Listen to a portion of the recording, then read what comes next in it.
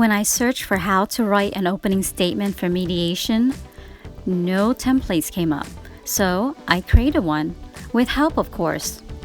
My name is Mimi Samsoneth, and you're watching Opening Statement for Mediation on Learning Perspective. Have you gone to mediation and written your opening statement? Share in the comments below. If so, consider this a brainstorming session.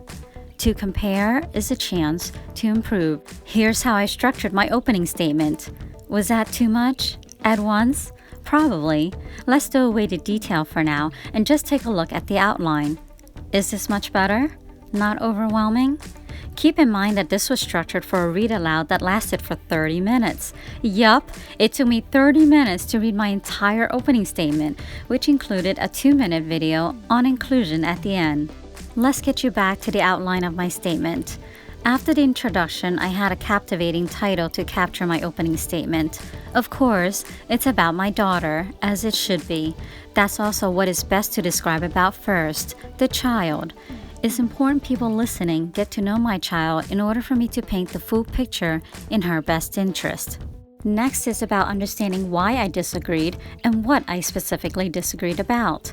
You'll have your own topics and explanations. Understanding disagreements are not helpful if there are no solutions to them. However, you can't rely on the school to readily provide you with solutions on the spot at mediation. It's research you need to have done and to present in your opening statement.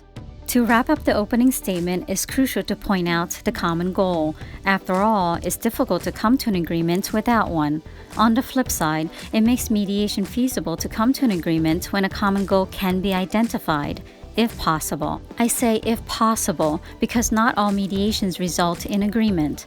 When there's not an agreement, next process is due process, and that's a whole other topic. This framework wasn't just from writing my opening statement, it was for me to envision how the other team could also see the structure in my opening statement. When something can be visualized, it could be followed and better understood. In my experience, the opening statement was the single most significant factor that contributed to understanding and agreeing the needs towards solutions presented. On the contrary, this also meant that if my opening statement was weak, it could have misguided my perceptions or not result in an agreement. Fortunately, my mediation ended in an agreement. The opening statement significantly contributed to that agreement. You, too, could help the teams put the pieces of your child's IEP together by writing a strong, effective opening statement for mediation. I'm not an expert in writing opening statements. I'm a parent of a child with an IEP who needs to advocate for her rights in order for her to access the education she deserves. Some of what I learned along the way, I'll share so that your journey could be less painful than mine. Some bonus tips. 1. Keep each transition to one sentence between sections. 2. Hyperlink your quotes. 3. Read out loud to another person. 4. Ensure each sentence is factual. And 5. Depending on your situation, know that the opening statement, even if full of facts, doesn't guarantee an agreement. The takeaway I had was that I was forced to learn about the laws and regulations that applied specifically to my daughter's situation. I hope you'll have that takeaway as well. Click like, subscribe, and don't forget to hit that notification bell for more IEP tips and tools on Learning Perspective. Thanks for watching.